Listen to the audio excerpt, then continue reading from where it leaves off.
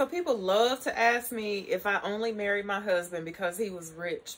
But why do they never ask my husband if he only married me because I was young and hot when he married me? And I'm still young and hot. Beautiful queens, divas of a more mature age, welcome back to my channel. Thank you so much for joining me here on my channel today. I am the Eva Monroe, and today this is a chat video. I haven't done one of these videos in quite a while, but I wanted to do this video and I wanted to talk about this, and then I said after this video, like, I will probably never go in depth about this particular situation again. But I get a lot of questions about this. I get a lot of emails about this. A lot of people are so inquisitive about my hypergamous May-December relationship. So today I was like, I'm going to talk about it. I'm going to talk about, more so than anything, why I chose to do it, what I bring to the relationship, what I brought to the situation that made said gentleman say, hey, I choose you. So, okay, let me jump right in. There's so much to talk about today. To start with, I'm going to say this, and I don't want to sound like a gold digger, because you know what's funny though? Let me tell you what's funny about labels and things like that. Like, we just get so much smoke, especially us sister girls, right? If you marry up, well, you're a gold digger. If you marry down, well, you're stupid. Like, oh, she married that bum. He don't even got a good job. He ain't got a good job.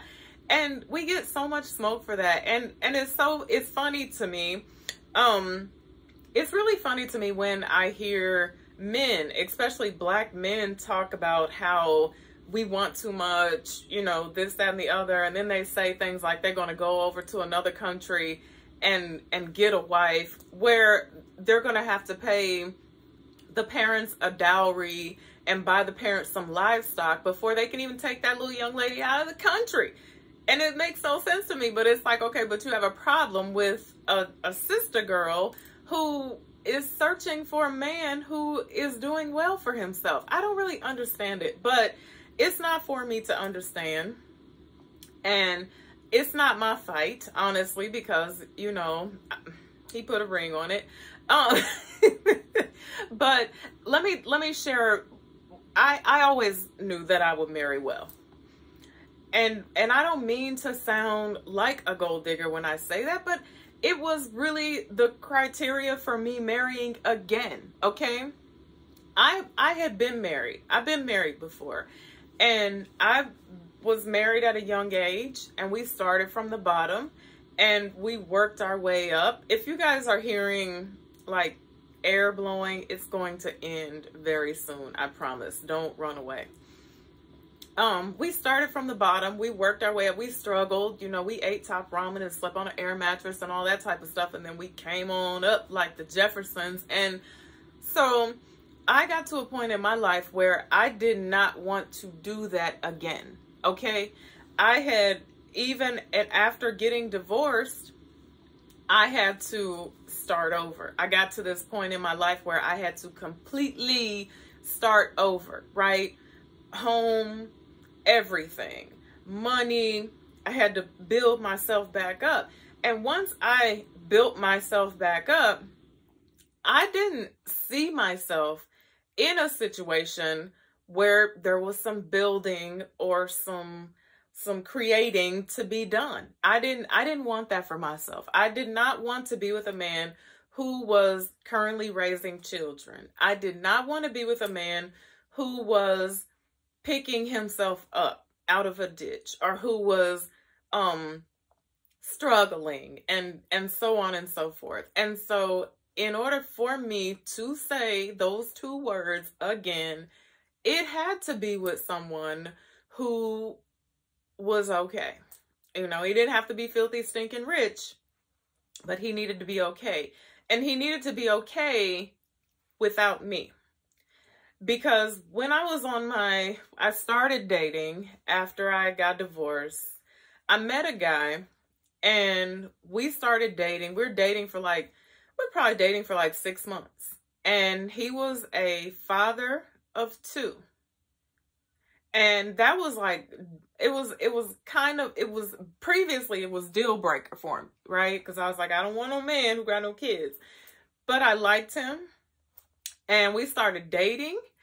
And he was like, I can't be without you. I can't be without you. And you're over there and I'm over here. And I have this house, all this house, like you should be here with me. And so me and my little stupid self moved in. Okay. I moved in with him. And when I moved in, I'm kind of like, you guys probably can have seen this about me. Well, some people think that I'm totally a diva, but I'm really like, I'm wifey, you know, I'm cooking, I'm cleaning, I'm creating stuff, I'm doing arts and crafts, all that type of stuff. I'm that type, I'm Susie, homemaker, with a job. So I move in, I redecorate the house, make it look like a woman lives here now. And I'm buying all the groceries. I'm buying all the household supplies. I'm doing all the laundry. I'm doing all the cleaning. And I worked every day for 8 hours plus every day. But I'm doing all this. Like, I'm taking care of this family. I'm even picking up children and dropping them off at places they need to be. And my kids were college at this point in time in my life. Like I was living by myself prior to this. My kids were gone. So one day he comes to me and he says, I need to talk to you. Now, this gentleman had purchased a home for his parents. There's a lesson to be learned in this story that I'm getting ready to tell. Had 2 nice vehicles, had purchased a home for his parents, a home. 2 nice vehicles, decent job, so bought me, in the dating phase of it, whatever I said, hey, oh, yes, here, oh, I've got this for you, So I had no idea he was dealing with serious financial issues. I had no idea whatsoever. See, ladies, you can meet a man and he can take you to Ruth Chris a time or two, take you down to the Route 21, tell you, girl, you get whatever you want to get. Take you to the $7 store, wherever. And all he has to do is just not pay the cable bill for 2 months. And I think you can go like 3 months without paying the cable bill before they'll actually cut it off, but he can make it look like he's doing very well.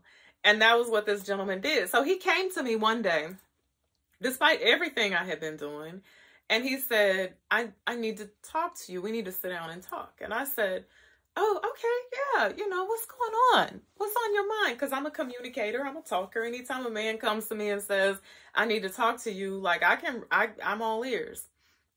So he said, you're not doing enough around here. And I was like, wait, what? I can barely breathe right now. Like, what are you saying? Like, I haven't had a bubble bath in 30 days because, I'm so busy. There's always something to be done. The kids, they're running. I said, what do you mean? And he said, well, you haven't offered to pay any bills. And I was like, no, I'm sorry. Do you got some bills you need me to pay? What do you... I said, I do everything. And he said, well, I expected for you to at least be paying half of the bills.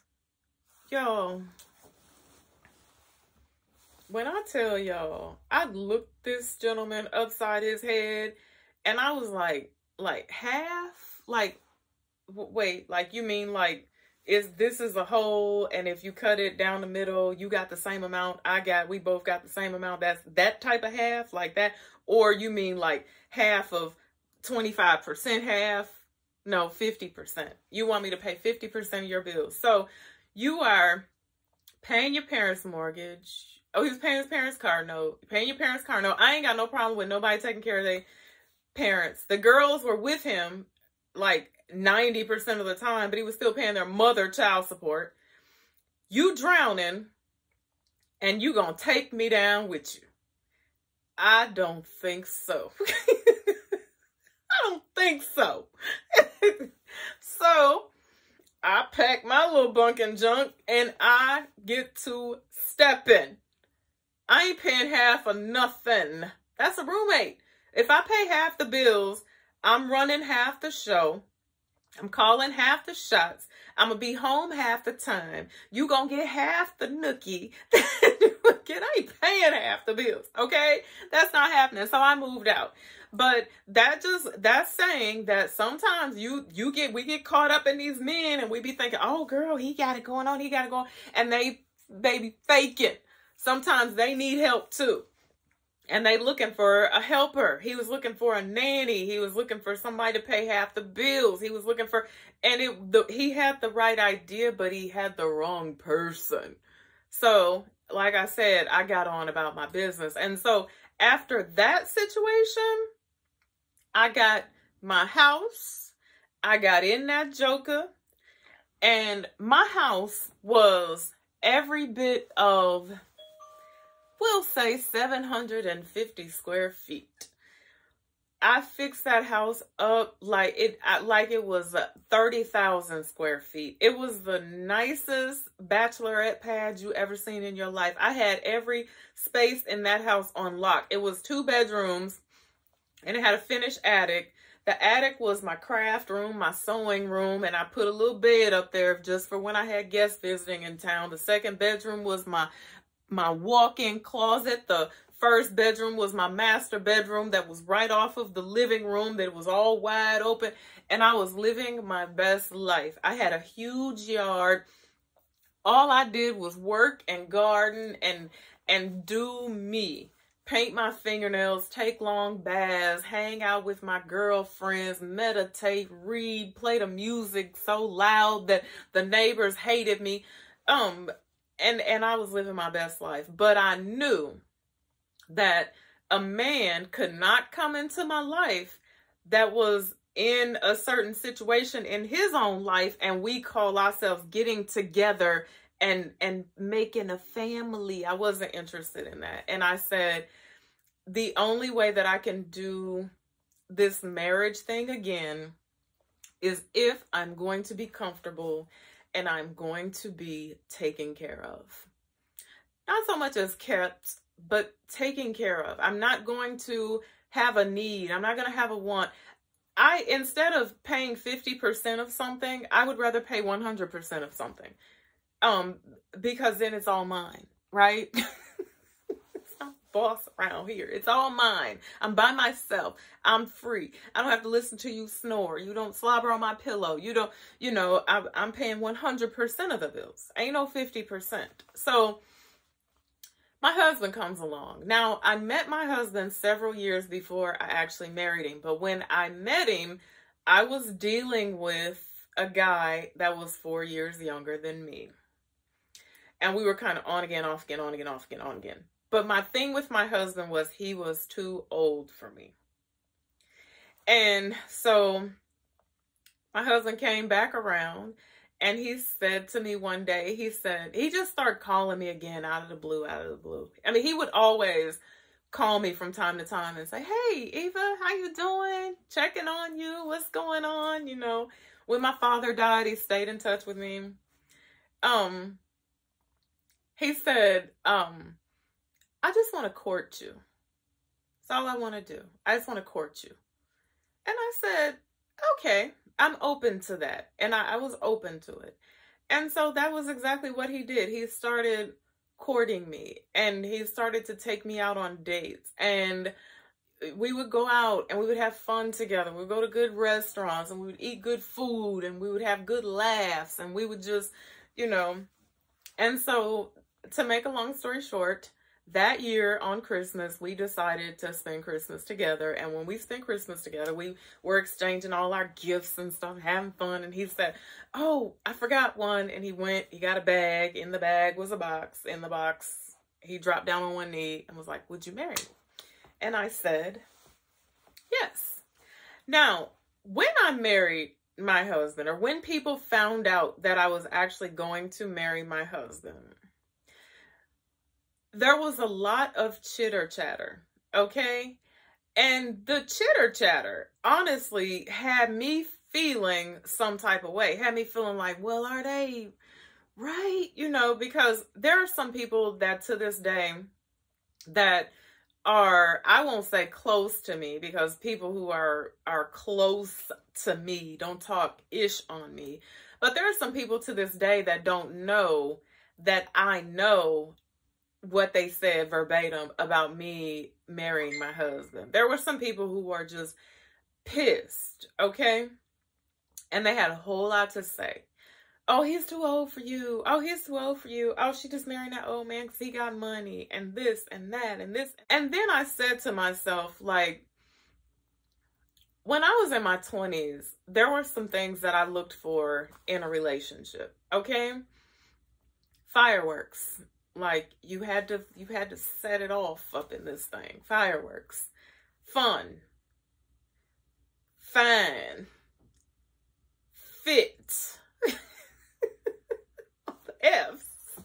Firework, fun, fine, fit. The 4 F's I looked for. And let me tell you what I got. Foolishness. Okay? That's good. Foolishness. And it was always, it was too much. It was a lot of work, but I wanted a man to have these certain qualities. I wanted him to be tall. I wanted him to be, you know, and some of these men that I dated, as fine as they were, as good as they were, they didn't treat me like I deserved to be treated. I think I got to this point in my life where I stopped looking for love.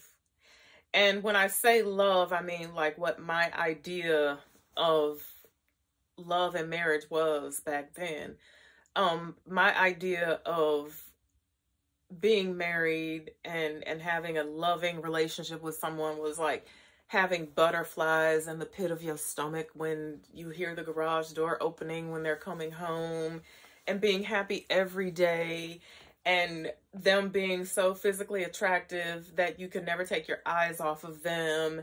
And I wanted them to make me shake and shiver.